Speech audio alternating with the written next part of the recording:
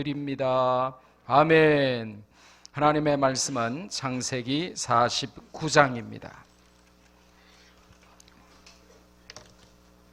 The word of God for tonight is from Genesis chapter 49, verses 1 to 12 and 22.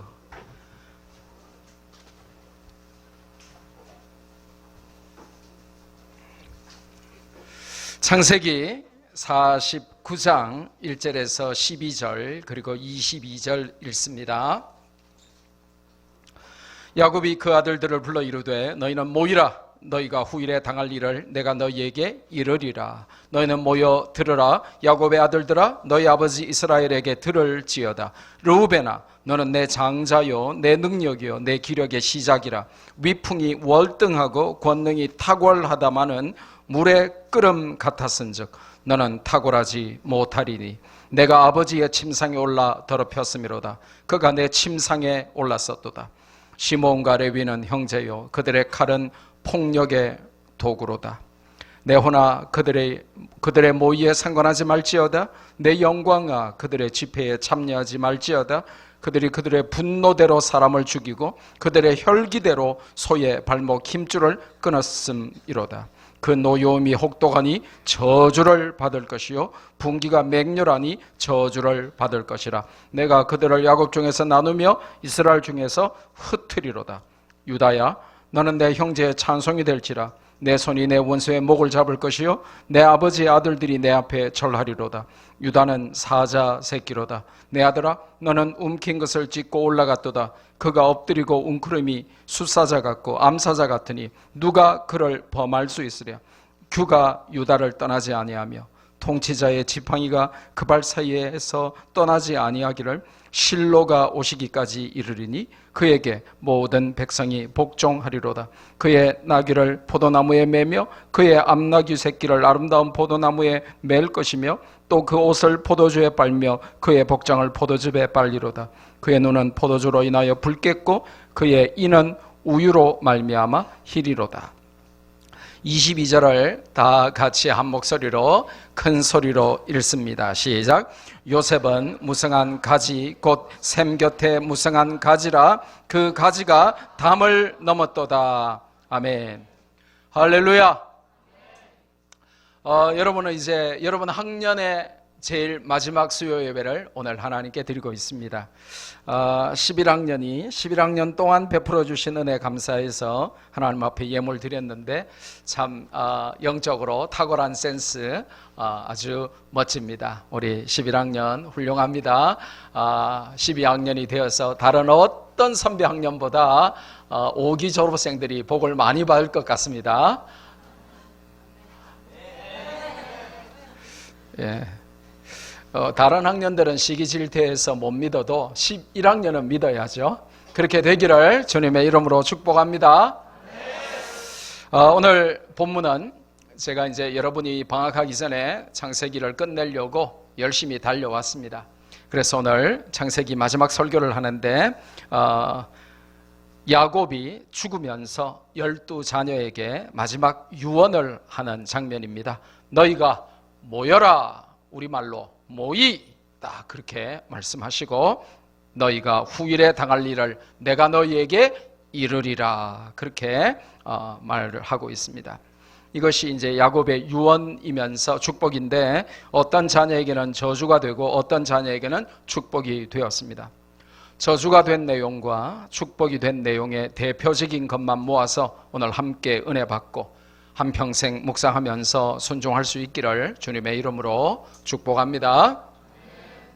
오늘 한 4가지 정도 살필 겁니다. 첫째로 그리고 두 번째로는 저주가 된 유언을 살필 것이고 세 번째, 네 번째는 축복이 된 이 유언을 살필 것입니다. 그럼 우리가 어떻게 살면 저주를 받는지 또 어떻게 살면 거꾸로 축복을 받는지 성경이 명백하게 정확하게 확실하게 알려줍니다. 그래서 이거보다 쉬운 게 없기 때문에 여러분 오늘 이 말씀을 듣고 나에게 주시는 말씀이구나 이렇게 받으면 되겠습니다. 할렐루야. 첫째로 장자 르우벤에 관하여 오늘 이 야곱이 유언을 하면서 그의 유언이 저주가 됩니다. 너의 변덕스러움, caprice, 그리고 음란함, obscenenes스가 너의 탁월함을 가려버렸다. 너는 진짜 탁월한데, 내 장자인데 너의 변덕스러움과 음란함이 너의 탁월함을 다 가려버렸다. 이렇게 아버지가 아들을 저주하고 있습니다. 성경을 보면 르우벤의 탁월함이 뭐라고 되어 있습니까? 장자라고 하는 것 자체가 르우벤의 탁월함이었습니다. 장자는 뭐예요? 성경에 보니까 모든 특권을 다 상속받습니다. 맞습니까? 맞나요? 네. 장자라고 하는 것 자체가 아버지가 이룬 모든 축복을 다 받는 겁니다. 자동으로 내게 되는 겁니다. 그러니까 장자라고 하는 것 자체가 신분이고 특권이고 은혜고, 그게 그의 탁월함이었습니다. 모든 사랑을 독차지했고 상속자만 입는 채색옷을 아버지와 같이 입고 그래야 되는 것입니다. 그런데 르우벤은 그것뿐만이 아니고 3절에 보니까 위풍이 월등했다 그랬습니다. 이제 히브리어 원문을 좀 정확히 이렇게 번역을 해서 보면, 여러분이 위풍이 월등하다 그러면 무슨 말인지 하나도 모르잖아요. 품위와 인격이 탁월했다 하는 것입니다. 그러면 성경에 르우벤이 어떻게 품위와 인격이 탁월했는지 좀 봐야 될 거 아니겠어요? 그죠? 예. 그래서 동생들이 요셉을 죽이자라고 할 때에 이 르우벤이 뭐라고 합니까? 설득합니다. 그리고 이 요셉의 생명을 구해주죠. 그리고 또 오늘 본문에 보면 권능이 탁월했다 이렇게 말하고 있습니다. 위풍은 월등하고 3절에 권능은 탁월했습니다. 이게 이제 히브리어 단어들을 이렇게 쭉 해석을 해보면, 적 앞에서 전쟁에서 적들을 제압하는 카리스마가 탁월했고 적을 압도하는 강인함이 이 르우벤에게 있었어요. 그러니까 장자로서 모든 축복과 사랑을 다 받았고, 르우벤은 다른 사람을 긍휼히 여기면서 불쌍히 여기는 인품도 탁월했고, 또 적들이 볼 때에도 너무 강인하고 적을 압도하는 카리스마가 있는 멋진 사람이 르우벤이었습니다. 그런데 그렇게 탁월했는데 왜 저주를 받았는가? 성경이 알려줍니다. 오늘 본문에 보면 4절에 물에 끓고 식음 같은 변덕스러움 때문이다 라고 말을 합니다. 너는 그렇게 탁월하고 그렇게 멋지고 그렇게 굉장한데, 문제는 너는 물이 끓고 물이 식는 것 같은 그런 caprice, 변덕스러움을 가졌다는 것입니다. 여러분, 주변의 친구들, 변덕스러운 친구들 조심하세요. 금방 기분 좋았다가 기분 나빴다가, 금방 웃었다가 울었다가, 이 fluctuation이라고 하는데 영어로 이렇게 확 올라갔다가 확 내려갔다가, 도대체 어느 장단에 이걸 맞춰야 될지 모르도록 변덕이 심한 사람은, 죄송합니다마는 르우벤 같아서 물이 끓고 물이 금방 식어버리는 그런 것처럼 살기 때문에 하나님이 쓰실 수가 없다는 것입니다. 여러분 생각해 보세요. 변덕스러운 사람이 리더가 되면 주변 모든 사람들이 혼란스럽습니다.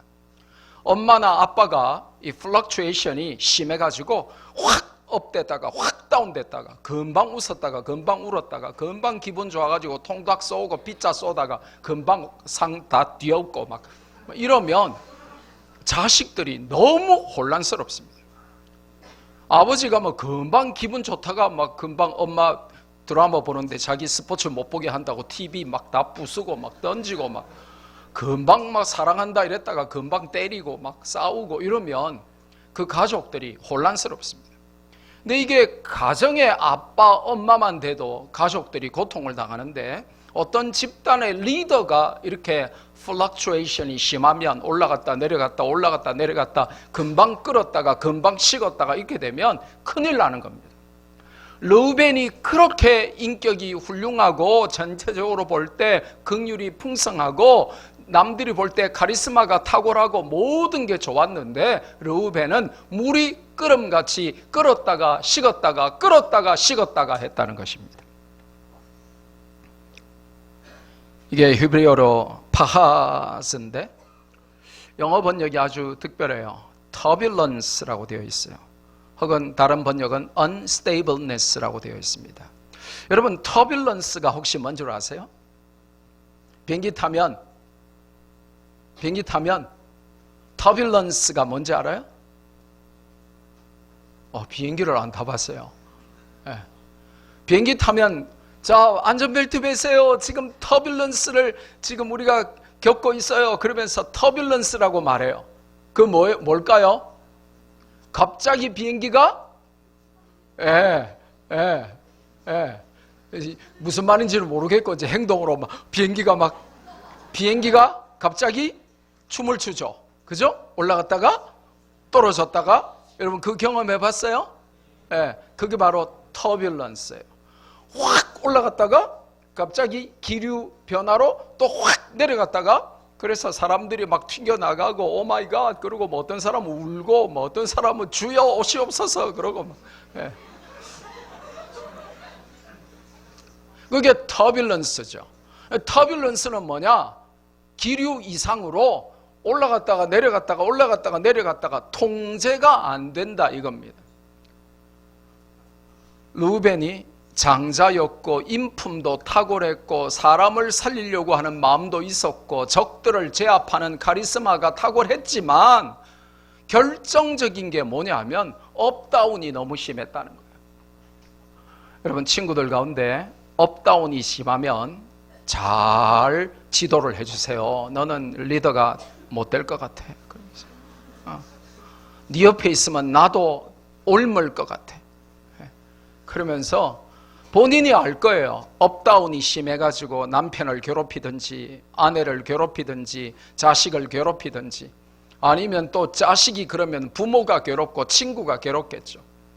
업앤다운이 심하면 안 된다는 거예요. 사람이 어느 정도 편차는 사람이니까 있을 수 있는데 금방 올라갔다가 금방 내려갔다가 이렇게 되면 모든 사람이 힘들다는 거예요.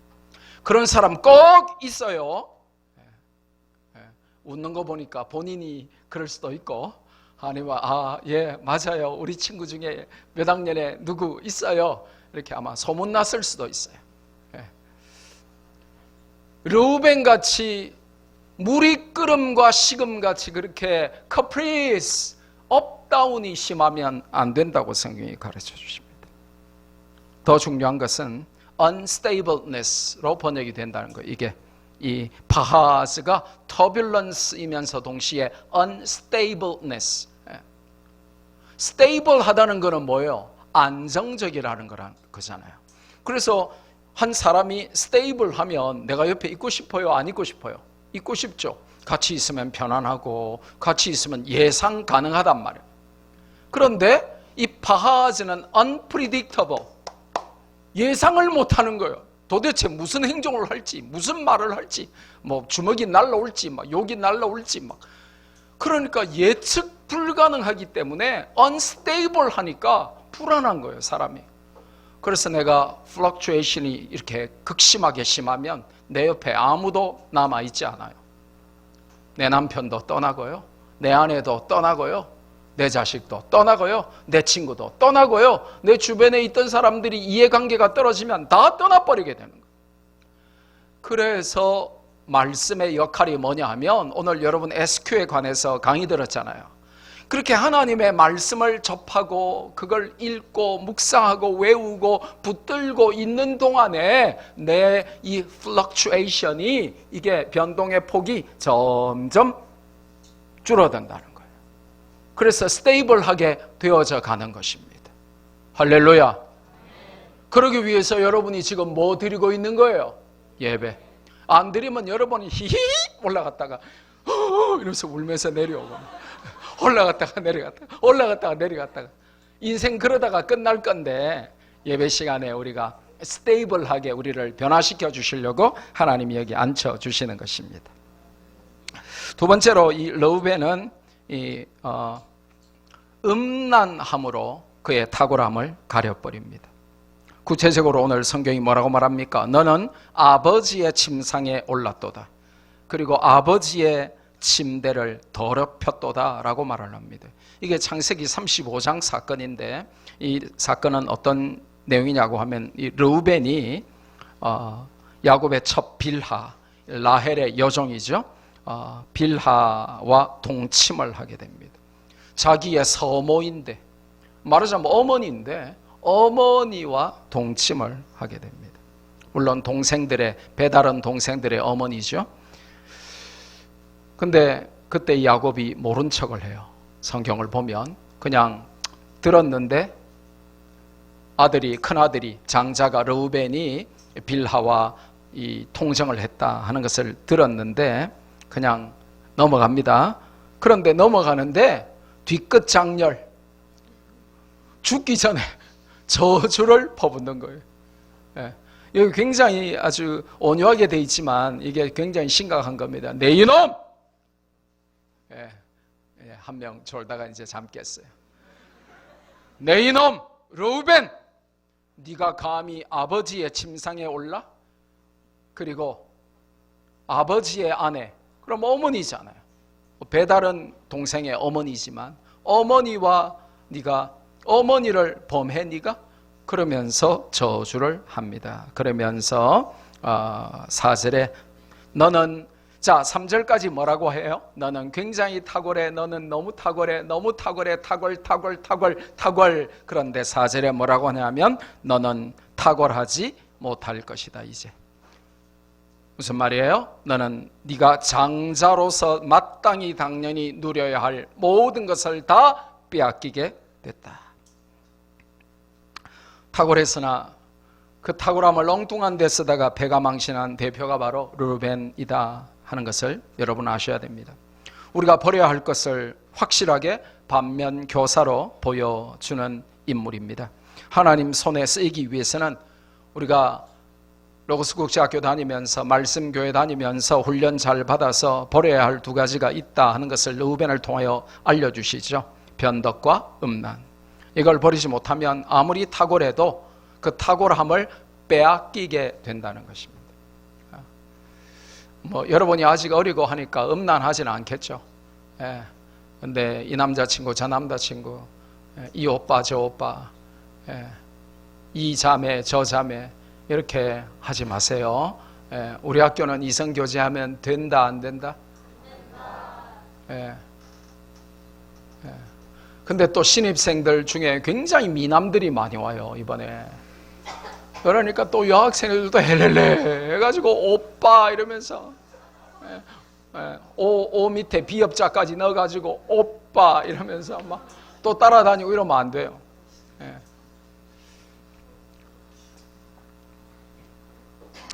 우리 남학생들 긴장하세요. 미남들이 굉장히 많이 와요. 두 번째로 오늘 본문은 시몬과 레위를 통해서 거짓으로 속이며 분노와 혈기의 칼을 휘두르는 인생을 살지 말 것을 우리에게 촉구하고 있습니다. 자, 창세기 34장 집에 가서 꼭 읽어보시기 바랍니다. 창세기 33장에 야곱의 집안에 비극이 닥치죠. 어떤 비극입니까? 야곱의 첫째 아내 누구죠? 레아 맞습니까? 그 여동생이 누구예요? 라헬. 그 레아가 낳은 딸 중에 디나라는 딸이 있었어요. 근데 아주 예쁜 딸이었습니다. 그런데 이 디나가 세겜 성이 어떻게 생겼는가 하고 야 진짜 이 동네 물 좋구나 그러면서 이 동네 뭐 먹을 거 많구나 이 동네 꼭 남천동 같구나 뭐 그러면서 아니면 이 동네 꼭 이 이 대학촌 여기 경성대 부경대 앞 갔구나 이러면서 구경 나간 거예요. 이 디나가. 그러다가 그 세겜성 하몰이라고 하는 사람의 아들이 세겜성의 추장이었어요. 그 동네가 자기 이름을 따서 지어진 동네. 그러면 그 이름이, 추장의 이름이 뭘까요? 세겜. 하몰의 아들 세겜이 그 성의 추장이었는데, 그 추장이 딱 보니까 야, 저기 서울에서 온 이 하늘하늘하게 생긴 웬 예쁜 여자가 우리 동네에 왔어. 그러니까 얘들아, 저 여자 잡아오너라. 그래서 잡아와서, 죄송합니다, 강간을 합니다. 여러분은 못 알아듣는 단어죠? 강간을 해요. 그리고는 이제 너무 사랑스러우니까 결혼하고 싶은 거예요. 그러니까 이제 감금을 해놓고 알립니다. 야곱의 집안에 알립니다. 내가 이 마을의 추장인데 내가 당신의 딸을 너무 연모하여 결혼하고 싶은데 뭐든지 달라는 대로 전부 다 줄 테니까 당신의 딸을 나에게 아내로 주시오. 이렇게 연락을 합니다. 자, 이 레아가 낳은 이 아들이 4명인데 첫째부터 넷째까지, 르우벤과 시몬과 레위와 유다까지. 근데 이제 그 아들들 중에 시몬과 레위가 양치고 있다가 돌아와서 자기 사랑하는 누이 동생 디나가 강간을 당하고 지금 사로잡혀 있다는 말을 듣습니다. 자, 한번 생각해 보세요. 여러분 친여동생이, 자, 우리 남학생들 한번 생각해 보자. 너희들의 친여동생, 보석보다 빛나고 꽃보다 아름답고 진주보다 영롱하고 순결하고 고귀한 여러분의 여동생이 저 전라도 목포 신안파 깡패에게 강간을 당하고 거기에 포로로 잡혔다. 그러면 뭐 냅둬요 이럴 오빠 있어요? 없죠? 그죠? 그 여러분 친구 다 모아가지고 야 모이 그래가지고 쳐들어가겠죠. 그죠? 여동생 구해와야 될 거 아니에요. 맞죠? 그런데 이 시몬과 레위가 굉장히 머리가 좋았어요. conspiracy, 모의를 하는 겁니다. 모의. 어떤 모의를 하냐? 그래, 그러면 우리 여동생을 네 와이프로 줄게. 그런데 우리는 특별한 종교를 믿는 사람들이라, 우리는 여호와 야훼를 믿는 사람들이라서 우리는 남자는 무조건 다 할례를 받아야만 우리 편으로 인식을 해준다. 그러니까 니네들은 이방인들이라 할례 없는 민족이라서 미안하지만 우리 딸을 주려고 해도 뭐 억만금을 줘도 우리 딸을 우리 여동생을 줄 수가 없다. 그러니까 니네들이 내 동생을, 여동생을 와이프로 데려가려면 니네들도 할례를 받아라. 그러니까 디나가 너무 사랑스러우니까 그래 뭐 까짓거 그게 뭐가 어렵겠어. 할례 받으면 되지 뭐. 너희나 우리가 똑같이 되어서 우리가 결혼할 수 있다면 그래 할례 받을게. 그러니까 너 혼자만 받는 게 아니라 너희 모든 성 안에 있는 남자들은 전부 다 할례를 받아라. 할례 뭔지 모르시죠? 남학생들은 그 이제 포경 수술을 받는데 그 포경 수술, 이 circumcision, 이게 이제 그 할례입니다. 근데 그 세겜성에 있는 모든 남자들이 추장이 받으라 하니까 어떡하겠어요? 실세가 야 니네들 다 받아. 그러면 요즘 같은 사회가 아니라 그때는 왕이 네 해 그러면 그게 법이잖아요. 그러니까 모든 남자가 다 할례를 받게 돼요. 근데 가장 고통스러운 날이 셋째 날이었는데 고통이 맥시멈에 달해서 다 거반 죽어가고 움직이지도 못하고 아이고 죽겠네 하고 전부 막 타이레놀 찾고 막 전부 죽겠네 그러고 있는데 이 시몬과 레위가 칼을 차고 그 성에 들어가 가지고 모든 남자란 남자는 전부 다 죽여버려요. 놀라야 돼요. 왜냐하면 모든 남자를 다 죽여버려요. 그리고 그 추장 세겜도 죽이고, 왜냐? 자기 여동생을 범한 장본인이잖아요. 그리고 그 추장의 아버지 하몰까지 다 죽여버려요. 그리고 또 잔인한 짓을 멈추지 않았는데, 그게 뭐냐면 남자는 전부 다 죽이고 오면서 그 사람들이 굶어 죽도록 짐승들의 다리 힘줄을 다 끊어놔버려요. 아킬레스건을 칼로 다 베어버리고 와요. 그러면 모든 짐승들이 힘줄이 다 나가버렸으니까 소가 밥 갈 수 있어요, 없어요? 그럼 살았으나 죽은 거잖아요. 그죠? 그렇게 만들어 놓고 옵니다. 남폭성과 호전성의 대표 주자가 바로 시므온과 레위가 된 것입니다. 이 성을 잃고 분노와 혈기로 생명을 해했습니다. 여러분, 분노할 수 있습니다. 안 하면 좋습니다.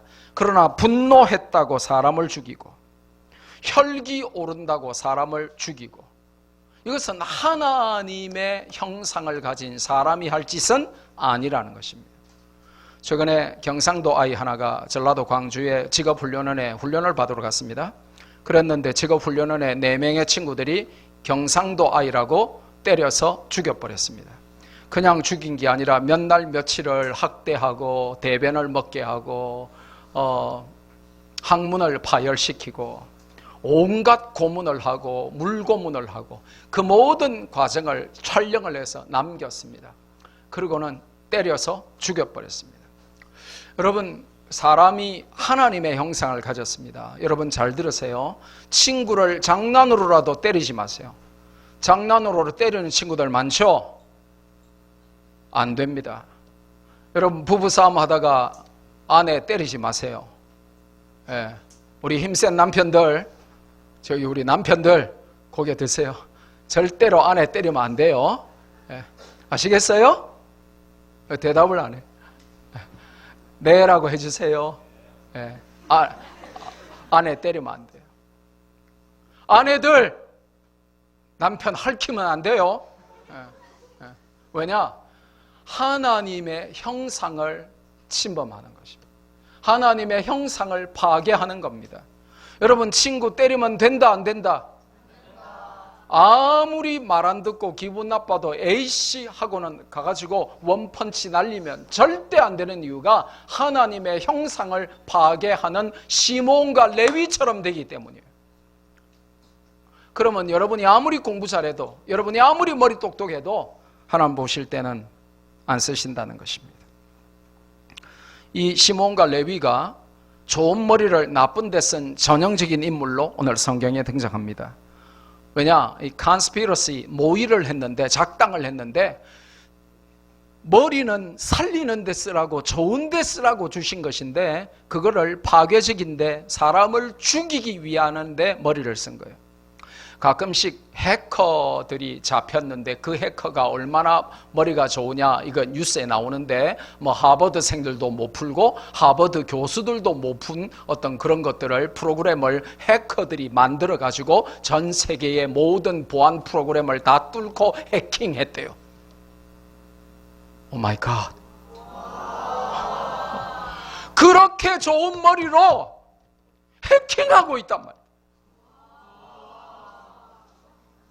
머리는 좋은 데 써야 되는 거예요? 나쁜 데 써야 되는 거예요?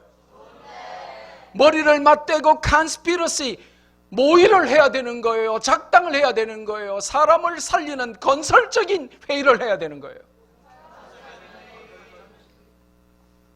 그래서 6절은 여러분이 성경을 자세히 읽으면 나오는데 뭐라고 반복하냐 하면 분노대로, 혈기대로 이렇게 말씀하고 있어요.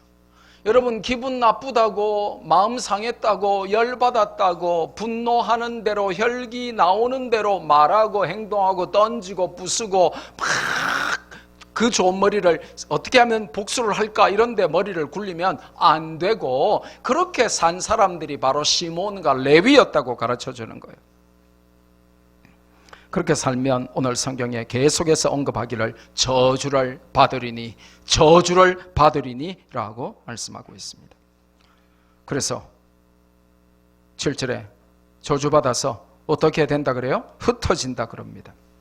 여러분, 이게 성경에 어떻게 나중에 응하냐 하면 민수기 26장에 보면 출애굽 이후에 광야에서 제2차 인구조사를 하는데 시몬 지파를 세보니까 유다 지파는 76,500명이었는데 그 3분의 1에도 미치지 못하는 22,200명이 시몬 지파였어요. 그래서 그 결과 시몬 지파는 독자적인, 모든 지파들이 다 독자적인 기업을 받았는데 시몬 지파는 이 저주 그대로 독자적인 기업을 얻지 못하고 유다 지파에 꼽살이 끼어가지고 몇몇 유다 지파의 동네에 꼽살이 끼어서 살게 되었을 뿐이었습니다. 또 레위 지파는 세보니까 23,000명인데 사실 레위 지파는 세면 안 되는 거였거든요. 근데 세보니까 23,000명인데 그러면 22,000명인 시몬 지파하고 뭐 별 차이 없잖아요. 근데 그들도 역시 독자적인 기업을 얻지 못했고 아예 레위 지파는 12지파에 다 흩어져서 꼽살이 끼어서 얹혀 살아야만 했습니다. 오늘 이 본문은 버려야 할 것과 또 우리가 절대로 따라야 하지 말아야 할 것들을 우리에게 반면 교사로 보여주죠. 세 가지죠. 거짓과 분노와 혈기. 따라합시다. 거짓, 분노, 혈기. 아까 르우벤은 그의 그 탁월함을 뭐가 가렸다 그랬어요? 변덕과 음란. 됩니까? 한번 따라합시다. 변덕과 음란. 그게 뭐를 다 가려버렸다? 탁월함을, excellence를 다 가려버렸다. 그러니까 여러분이 아무리 머리 좋고 공부 잘하고 뭐 좋은 대학 나오고 좋은 직장 다니고 여러분이 아무리 탁월한 게 많아도 여러분이 그렇게 플럭추에이션이 너무 심하거나 음란하면 그것이 여러분의 탁월함을 다 가려버리게 되는 르우벤의 저주를 받게 된다는 거예요. 그리고 시몬과 레위의 저주는 뭐였어요? 그 좋은 머리로 conspiracy, 작당 모의를 했고 살리는 회의가 아니라 죽이는 회의를 했고 그리고 분노하고 혈기대로 살아서 칼을 휘둘러 사람을 다 죽여버렸다는 것입니다. 거짓, 분노, 혈기. 자, 그럼 우리가 버려야 될 5가지를 대표적인 사람 3사람을 통하여 알려주셨죠. 따라합시다. 변덕음란, 거짓, 분노, 혈기. 이게 르우벤과 시몬과 레위에게 야곱이 마지막 유언했던 것이고 그들이 저주받았던 이유를 정확하게 설명하는 거예요. 그러면 이제 나머지 2사람을 통해서 그럼 어떻게 축복이 임하는가를 또 살펴봐야 되겠죠. 이게 여러분 한 학년을 마무리하면서 정말 한 학년 전체 수업만큼이나 중요한 설교이고 요약이라고 하는 것을 여러분 한평생 잊어서는 안 됩니다. 3번째로 등장하는 이제 축복으로 제가 여러분에게 알려주고 싶은 사람이 바로 유다입니다. 유다는 원수의 목을 확 비틀어 잡는 왕이 된다라고 이 야곱이 그 아들 유다를 위하여 축복의 예언을 합니다. 유다는 형제의 잔송이 될지라 8절에 말씀하고 있습니다. 여러분 유다라고 하는 이름 자체가 무슨 뜻인 줄 아세요? 잔송이에요. 잔송. 그리고 감사. 그래서 유다는 감사 혹은 찬송 이렇게 번역할 수 있습니다. 그러면 이제 말하자면 유다는 유다야 너는 네 이름대로 될 것이니라 이런 복을 받는 것입니다. 여러분 우리는 이름이 참 중요합니다. 이 히브리인들과 한국 사람들은 거의 비슷해요. 이름에 목숨 걸어요. 근데 이름 지으면서 저주하는 자식의 이름을 저주하는 이름 짓는 부모가 있겠습니까? 없죠, 그죠? 여러분 이름 다 좋은 뜻이죠? 맞나요? 여러분 이름 엄마가 낳았는데 김저주, 이흉악, 이렇게 박실패, 정탈락, 이렇게 짓는 부모는 아무도 없어요. 이름은 어떻게 지어요? 좋은 이름을 복 받으라고 그렇게 되길 원하는 의미로 짓는 것 아닙니까? 그런데 지금 이 야곱이 죽으면서 이 넷째 아들 유다에게 가장 멋진 축복의 유언을 하면서 유다야, 너의 이름은 찬송이지 않니? 너의 이름은 감사지 않니? 너는 네 이름대로 될 거란다 라고 축복을 해줍니다. 저는 여러분이 각자가 저주의 이름을 가진 자는 아무도 없는 줄 알고 여러분 이름대로 하나님께 영광 돌리시기를 주님의 이름으로 축복합니다. 그는 창세기 37장에 보니까 유다는 어떤 사람이었냐 하면 설득의 사람이었어요. 혹시 여러분 학생 중에 설득하면 떠오르는 대명사 누가 있습니까? 여러분 친구 중에, 학생 중에 진짜 쟤는 설득 잘해 이런 애 있습니까? 그러면 남학생이면 유다라고 붙여주세요. 창세기 37장에 뭐라고 설득을 합니까? 이게 이제 요셉이 팔려가는 그 내용인데, 요셉을 죽이려고 하니까 유다가 형제들을 설득하죠.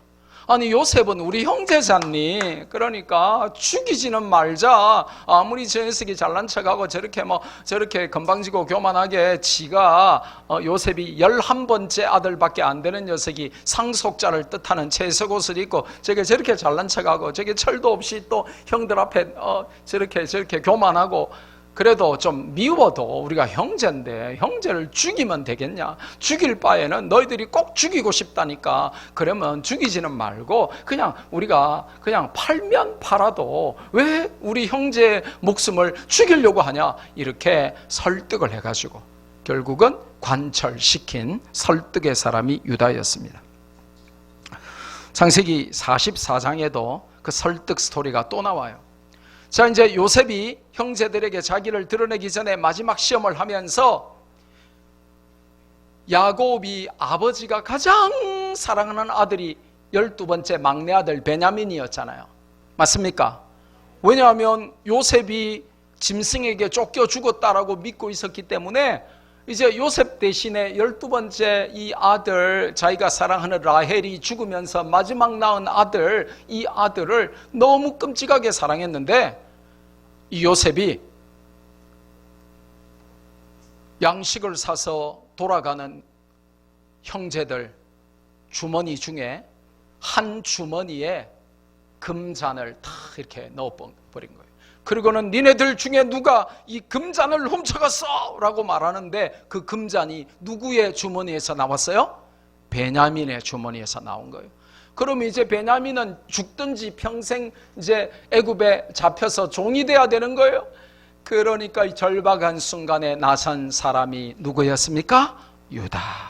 유다가 나서가지고 요셉이시여 그러면서, 우리가 사실은 이렇게 12형제가 있었는데 이렇게 우리 아버지가 이렇게 12아들을 낳아가지고 한 아들은 중간에 이게 짐승이 물어가가지고 없어져가지고 이제 이 마지막 12번째 이 아들, 이 야가 우리 아버지 이 야곱이 낙으로 삼는 아인데, 야를 죽이거나 야를 애굽의 이 종으로 하면 우리가 올라가봤자 우리 아버지는 이 말씀 듣는 순간 기절하여 혼절하여 돌아가실 겁니다. 그러니까 차라리 저를 종으로 삼든지 죽이든지 하시지, 이 베냐민은 좀 풀어주세요 하고 감동적인 설득을 하는 사람이 유다입니다. Man of persuasion, 설득의 사람이었어요. 여러분, 이 설득으로 사람을 살리기도 하고 죽이기도 하는데 2번이나 사람을 설득으로 살린 사람이 유다였습니다. 하나님이 찾으시는 굉장히 중요한 리더십 중에 하나가 설득하는 사람이에요. 여러분은 주먹이 더 가깝죠? 여러분은 욕이 더 가깝죠? 여러분은 차라리 헤어지고 말고 절교하고 말고 그냥 주먹 한 대 날리고 말고 욕하고 말죠. 그런데 최악의 상황에서도 유다는 설득하여 2 생명을 살립니다. 그러면서 그 설득 가운데 아버지를 향한 지극한 효성이 드러나고요, 또 막내 동생 베냐민을 향한 형제 우애를 설명을 합니다. 그래서 요셉을 감동시키죠. 그때까지 요셉이 자기가 요셉인 것을 감추고 있다가 애굽의 총리가 요셉이다 하는 것을 모르게 하고 있다가 그 말을 듣고 형님들이시여, 제가 바로 요셉입니다 하고 정체를 드러내게 만든 사람이 바로 유다였습니다. 그는 설득의 사람이요, 그는 스토리텔링의 대가였습니다. 그러면서 오늘 유다에게 야곱이 뭐라고 축복을 하냐면 너의 손이 원수의 목을 잡을 것이라. 이것은 1차와 2차에 걸쳐 응답이 되는데 유다 자손인 다윗과 솔로몬이 주변 국들을 다 점령하고 평화와 번영을 이룸으로써 1차적인 예언을 성취하고 그 다음에 유다의 자손으로 오신 예수 그리스도께서 사탄을 이기시고 완전히 그것이 성취가 되게 되었습니다. 그러면서 아주 중요한 말을 하죠. 유다는 사자 새끼로다. 어린 사자 왕자로다. 이렇게 말을 합니다. 유다는 뭐 새끼라고요? 사자 새끼로다. 여러분 세대는 동물원에서 사자 한 번 못 보는 불쌍한 세대죠. 예, 사자 봤습니까? 본 적 있어요? 예, 저는 아프리카에 가서도 사자를 직접 바로 앞에서 이렇게 코털은 못 건드려 봤는데 사자 사파리에서 남아프리카에서 사자 바로 옆으로 이렇게 차 타고 지나가면서 봤습니다. 사자는 여러분이 이제 알다시피 용감함의 대명사죠. 승리의 대명사입니다. 그래서 이 사자는 놀랍게도 짐승 중에 유일하게 예수님을 예표하는 짐승이에요. 그래서 우리 학교에 만약에 이제 스포츠팀을 만들어서 로고를 한다. 그러면 블릭스 라이언즈 이렇게 할 거예요. 그 뭐 베어즈 이런 거 안 합니다. 뭐 타이거즈 이런 거 안 합니다. 예, 라이언즈를 합니다.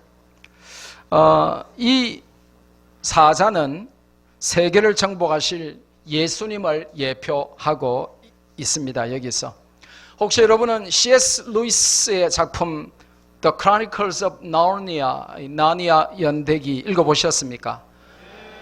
적어도 중학생 이상인데 C.S. 루이스의 나니아 연대기 정도를 안 읽어봤다. 그러면 상태가 심각한 것입니다. 사람이 아니고 물건이 되기 직전인 것입니다. 그렇기 때문에 이번 방학 때 나니아 연대기 이렇게 두꺼운 거 6개짜리를 하나로 만들어 놓은 거 있어요. 두꺼운 거 있죠? 예, 그거 사가지고 여러분이 영어로 읽을 실력이 되면 영어로 읽으면 가장 좋고 그게 안 되면 한글로라도 이거 읽으세요. 이게 되게 재밌기 때문에 진짜 이게 문학을 좋아하는 사람은 그날 저녁에 한 권 잠 안 자고 이 두꺼운 거 한 권 다 읽어버려요. 굉장히 재밌습니다. 특히 사자 마녀 옷장 아시죠? 예, 여러분이 너무 난독증이 있고 글만 보면 주무시는 분들은 영화로도 나와 있습니다. 보셨어요? 예. 적어도 크리스찬이면서 C.S. 루이스의 작품 한 권 읽지 않고 나니아 연대기인가 뭔가 이러면 문제가 심각해지는 것입니다. 이걸 통과해야 대학생이 되면 이제 여러분은 The Screwtape Letters 뭐 이런 작품 혹은 순전한 기독교 이런 작품들로 올라갈 수 있지 나니아 연대기도 안 읽은 주제에 그런 거 읽으면 안 됩니다. 근데 이 나니아 연대기에 나오는 저 사자의 이름이 뭘까요? 어이구, 어떻게 그렇게 잘 알아요? 아슬란은 터키어인데 터키어로 사자입니다. 그래서 여러분 세계사를 공부해 보면 오스만 투르크, 이 터키가 세계를 정복했을 때가 있었잖아요. 그죠? 그때 이 오스만 투르크의 이 태후들, 그러니까 왕의 엄마들, 왕자의 엄마들, 우리로 하면 중전마마 내지는 대왕 대비마마 이런 분들이 자기 아들 왕자들을 부를 때 쓰는 단어가 아슬란입니다. 그게 무슨 말이에요? 우리 아이들은 다 뭐라는 거예요? 사자라는 거예요. 세계를 정복할 사자다 이런 의미로 불렀어요. 그래서 몽골 말로도 사자가 아스르랑인데 아스르랑 똑같죠? 터키어하고 아슬란, 아스르랑 비슷한 것입니다. 그래서 뭐 우리 학교 이제 만약에 축구팀을 만들면 블릭스 아슬란즈 뭐 내지는 라이언즈 뭐 이렇게 만들 거니까 난 토끼가 좋은데, 난 거북이가 좋은데, 이런 말 하지 마세요. 우리는 무조건 사자입니다. 되죠? 네. 그런데 오늘 본문에 보니까 너는 사자 새끼로다. 이게 참 좋아요. 요즘 책 읽는 사자라는 유튜버가 있는데 굉장히 급부상하고 있습니다. 유튜브 가운데 벌써 정기적으로 구독하는 사람만 46,000명이고요. 그가 최근에 올린 유튜브는 61만 찍은 것도 있고요.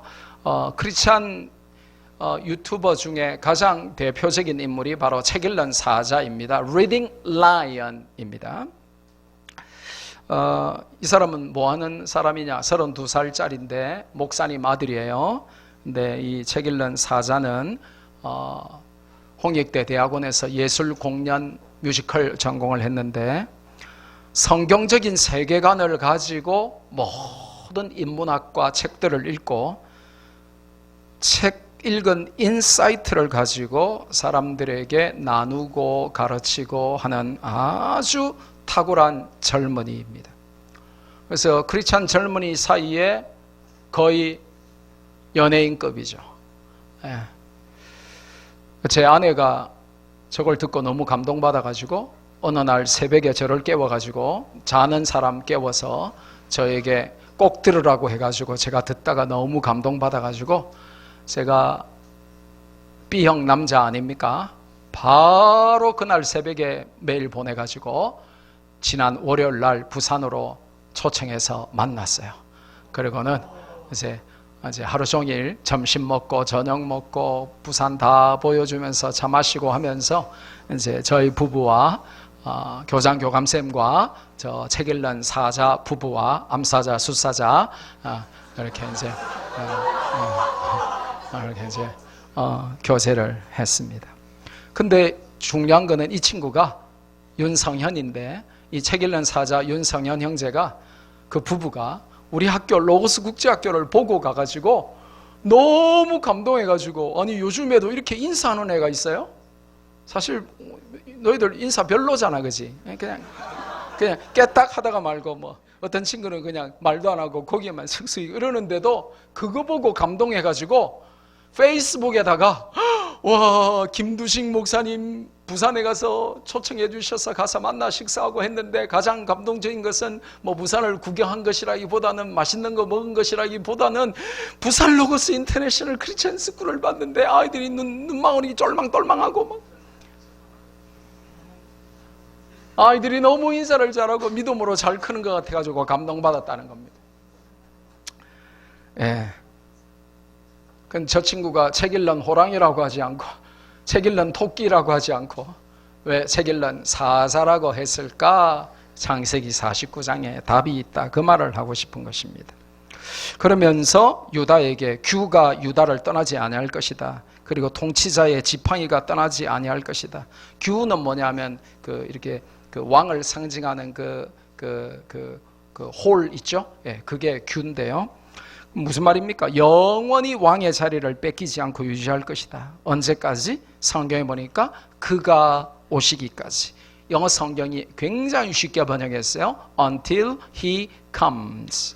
근데 한글로는 또 실로가 오시기까지 하겠다. 실로가 뭐냐? 켈빈이나 루터의 번역을 보면 거의 다 메시아 예수 그리스도. 그래서 그 유다 지파를 통하여 메시아가 오시는 복을 오늘 성경에 예언하고 있는 것입니다.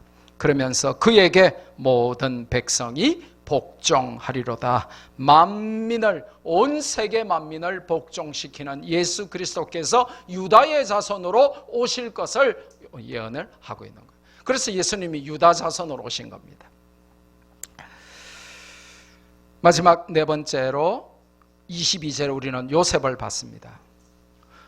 22절부터 26절까지 5절을 요셉에게 할당하여 굉장히 길게 설명합니다. 그런데 유다도 5절이죠.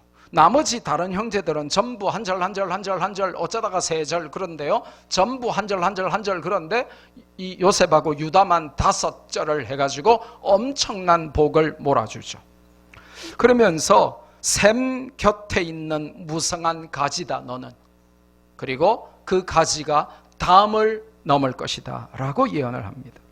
물이 귀한 근동 지방에서 물 옆에 있다는 것 자체가 축복이라는 것입니다. 그 말은 무슨 말이냐? 너는 영원히 하나님 옆에 있을 것이다. 너는 영원히 은혜 곁에 머물게 될 것이다. 너는 가는 곳마다 그곳이 축복의 장소로, 은혜의 장소로 변하게 될 것이다. 네가 가는 곳이 물된 동산이 될 것이다. 이렇게 복을 내려주시는 거예요. 여러분이 사막 갔는데 그 사막에 강물이 흐르고, 여러분이 사막에 갔는데 그 사막이 낙원으로 변하는 그런 요셉의 은혜가 여러분 인생에 있기를 주님의 이름으로 축복합니다. 요셉의 이름 뜻이 뭔 줄 아세요? 하나님이 더 하실 것이다. 쉽게 말하면 마이너스 인생이 아니고 플러스 인생이라는 거예요. 요셉의 이름 뜻이 하나님이 더해 주시는 인생, 플러스 인생이라는 것입니다. 형제들과 달리 요셉은 두 아들 에브라임과 므낫세가 이스라엘 12지파의 복을 받는 은혜를 누렸죠. 다른 모든 형제들보다 갑절의 복을 누립니다. 그러면서 중요한 게 가지가 담을 넘었도다. 무슨 말입니까? 나도 잘되고 남도 먹여 살리는 축복의 통로가 됐다는 것입니다. 1차적으로는 그가 애굽의 총리가 되어서 이스라엘 백성 전체를 구하고 애굽과 그 당시의 세계를 살린 것이고, 2차적으로는 예수 그리스도를 구주로 믿고 하나님을 아버지로 섬기는 성도들이 우리만 구원받고 우리만 은혜 받고 우리만 축복받는 것이 아니라 가지가 담을 넘어 담 밖에 지나가는 사람들이 다 그 열매를 따먹을 수 있도록 우리가 구원받고 은혜 받은 것을 넘어서 나 혼자 잘 되는 것을 넘어서 우리가 가는 직장과 학교와 사회와 세계가 나 때문에 복을 받도록 우리가 복음 전하여 나도 살고 남도 살리는 삶을 사는 것이다. 그걸 오늘 요셉을 통하여 보여줍니다. 나 때문에 가족과 사회와 국가와 세계가 사는 것이죠. 그러면서 중요한 말을 줍니다. 너는 샘 옆에 있는 무성한 가지고 담을 넘어서 너만 사는 게 아니라 남들도 다 열매를 따먹게 만드는 그런 삶을 사는 것이고, 또 너는 시련이 와도 그 시련을 이길 팔이 있다는 것입니다. 23절에 너무 잘 되고 성공하고 축복하고 남도 살리고 하니까 마귀가 시기 질투해가지고 활 쏘는 자가 요셉을 학대하고 적개심을 가지고 요셉을 쏘았는데, 24절에 오히려 요셉의 활이 도리어 굳세고 요셉의 팔이 힘이 있다고 말씀합니다. 왜요? 뭐라고 설명합니까? 하나님의 손, 전능자의 손, 목자의 손을 힘입기 때문이라고 말하고 있습니다. 어떤 시련이 와도 능히 이길 하나님의 팔을 붙들고 살아가는 자가 요셉이라는 것입니다.